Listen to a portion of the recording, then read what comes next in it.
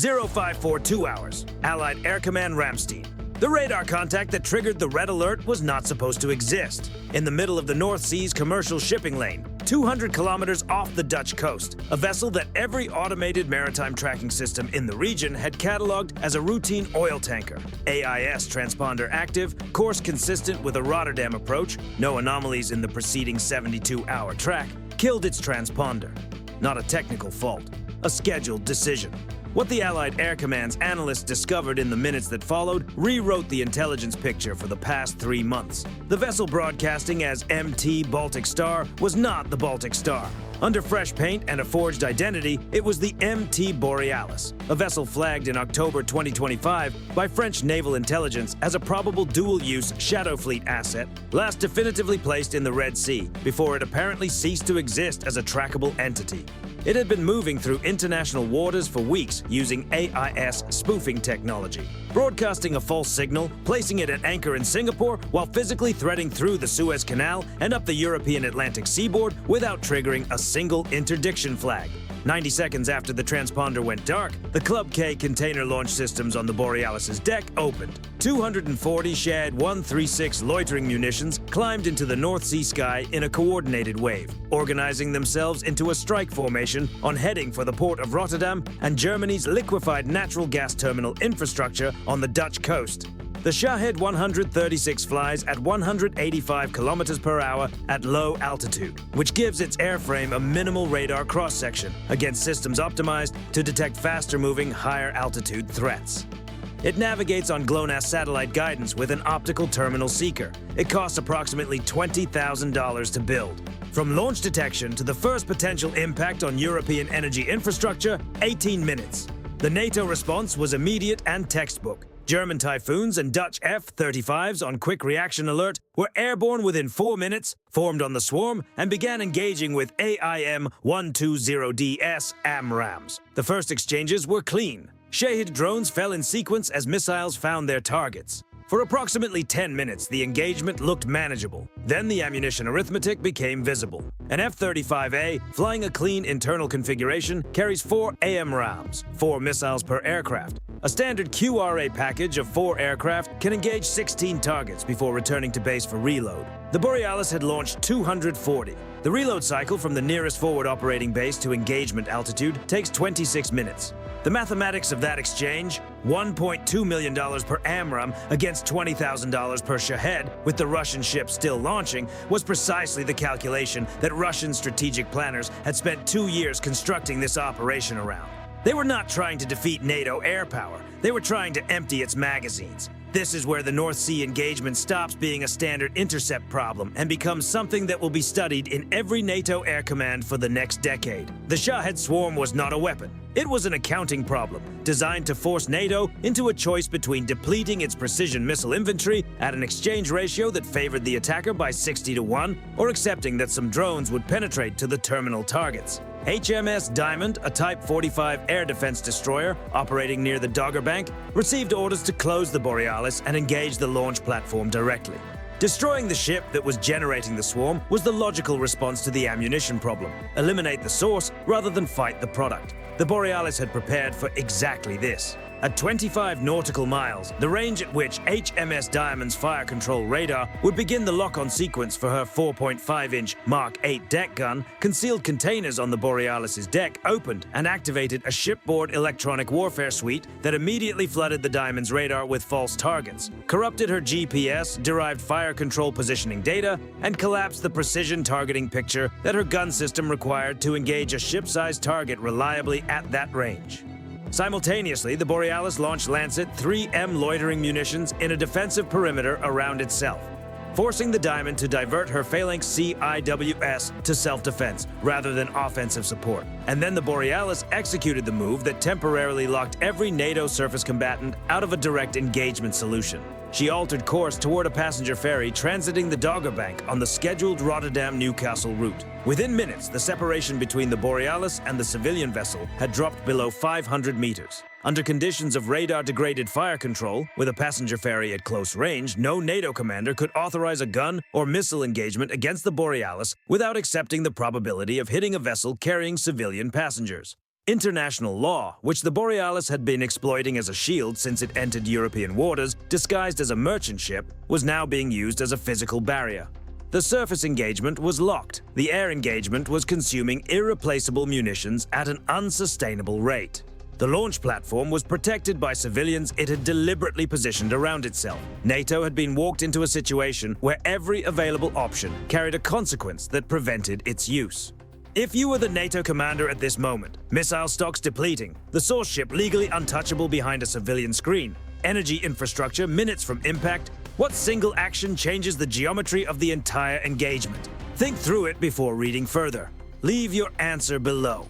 The P-8A Poseidon that had been orbiting at 30,000 feet since before the Borealis killed its transponder was not there by coincidence. The US Navy had been tracking the vessel for 11 days. Not publicly, not through the AIS network, but through a classified tracking program that correlates hull acoustic signatures, satellite imagery, and financial transaction analysis to identify Shadow Fleet vessels operating under false identities. The Borealis had been flagged as a probable dual-use asset before it entered the English Channel. The P-8A was already on station when the Club K containers opened. Its AN/ALQ-240 electronic intelligence suite had been mapping the Borealis's electromagnetic emissions throughout the engagement, building a frequency-by-frequency picture of the control architecture the ship was using to manage the Shahed swarm. The swarm was not operating autonomously. Each drone's GLONASS navigation was being updated through a command link operating on a specific narrow band that the Borealis was broadcasting continuously. The P-8A's AI processing system isolated that frequency band from the surrounding electromagnetic environment. The civilian shipping radio traffic, the NATO radar emissions, the electronic warfare noise from the Borealis's defensive suite, and characterized it with enough precision to serve as a targeting input. That data was transmitted via Link 16 to two EA-18G Growlers from Electronic Attack Squadron 135, closing from the west at altitude. The AN/ALQ-249, next-generation jammer pod carried by the Growlers, is not a noise generator. It is an active electronically scanned array transmitter, capable of focusing radio frequency energy into precisely directed beams and modulating that energy with content, not jamming the control signal, but injecting false commands into it.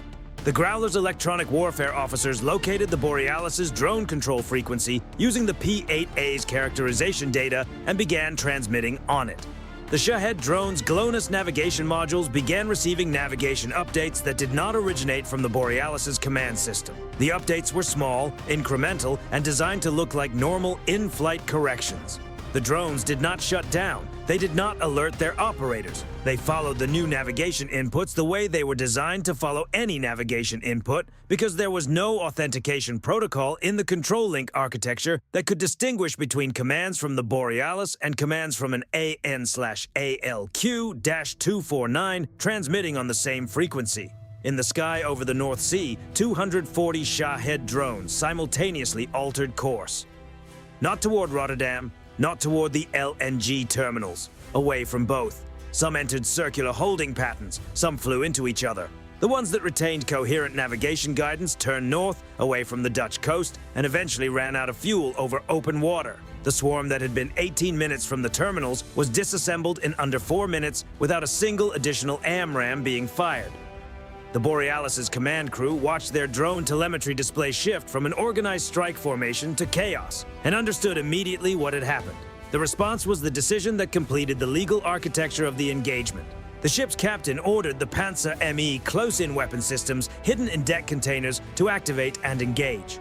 An action that converted the Borealis from a civilian vessel with deniable military cargo into an armed warship actively firing on NATO military aircraft. The civilian shield, the legal ambiguity, the international maritime protection that had been the ship's most effective defense for 3 months, all of it dissolved the moment those weapons opened fire. NATO now had a legitimate military target with a clear legal basis for engagement. The problem remained. The Borealis was carrying crude oil and unexpended munitions in quantities that made a conventional anti-ship missile strike against the hull an environmental and secondary explosion risk in one of the world's busiest shipping lanes. 2 FA-18E Super Hornets released AGM-158CLR ASMs from outside the Borealis's engagement envelope. The missiles flew a sea-skimming approach profile that kept them below the Panzer ME's radar horizon until terminal phase. At the designated detonation point, not against the hull but above the command tower, the warhead activated its high-power microwave payload rather than its kinetic charge. The HPM pulse lasted less than a millisecond. In that millisecond, every unshielded semiconductor junction aboard the Borealis experienced an induced current spike that exceeded its operational design limits by several orders of magnitude. The command and control electronics, the radar systems, the weapons firing circuits, the propulsion management computer, the electronic fuses on the unexpended munitions in the cargo holds. All of it overloaded simultaneously. The ship's engines stopped. The electronic detonation circuits for the remaining Shahed drones and Kaliber cruise missiles in the cargo holds were fried inert before they could receive a firing command. The Borealis was motionless, dark, and silent in the North Sea. No fire, no oil spill, no detonation cascade. US Navy SEALs and British Special Boat Service operators fast-roped to the deck within 9 minutes of the HPM strike. The Russian crew, operating in complete darkness with no communications, no navigation, and no functional equipment, offered no meaningful resistance. The ship was secured, towed to a NATO port facility, and its cargo, Club K launch systems, unexpended Shahed airframes, Kaliber cruise missiles, and the electronic warfare suite that had temporarily blinded HMS Diamond, was documented, inventoried, and made available to the Allied intelligence community. The Rotterdam port infrastructure was undamaged. The LNG terminals continued operating. Not a single person was killed. Now consider the full strategic accounting of what this engagement produced on both sides. Russia's investment: a Shadow Fleet vessel, years of operational cover development, 240 Shahed drones, an unknown quantity of Kaliber cruise missiles, and the Club K launch systems aboard the Borealis. Against that investment, the attack achieved zero damage to the intended targets and resulted in the physical capture of the ship and its complete weapons inventory, providing NATO with intact examples of every system aboard for technical analysis. NATO's investment: AMRAAM expenditure during the initial intercept phase, 2 LRASM rounds, Growler flight hours, and P-8A collection time. The return: complete characterization of the Shahed control link architecture and the vulnerability that allows it to be hijacked rather than shot down. A documented legal and operational framework for engaging Shadow Fleet vessels that will inform every future interdiction and direct evidence linking the Borealis to Russian military planning that cannot be dismissed as circumstantial. The exchange ratio is not close, but the strategic calculus is more complicated than the tactical outcome. Russia's 600-vessel Shadow Fleet is still operating. The Borealis was one ship, one operation, one failure.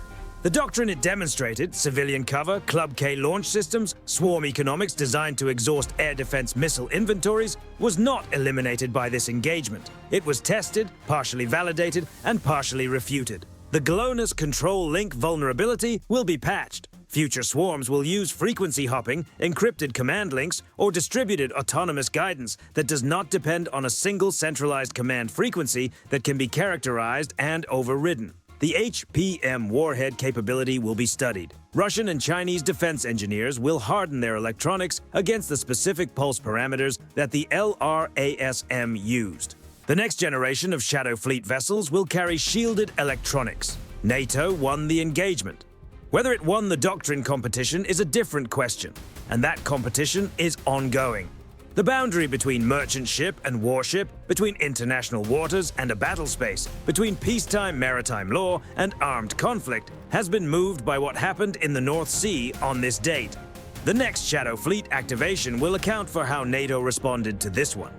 The question worth sitting with is whether the response architecture that worked here, P-8A frequency mapping, Growler command link injection, HPM non-kinetic strike, remains effective when the adversary has had time to study and adapt to each element of it. Or does winning this engagement simply raise the technical floor for the next one? Leave your assessment in the comments.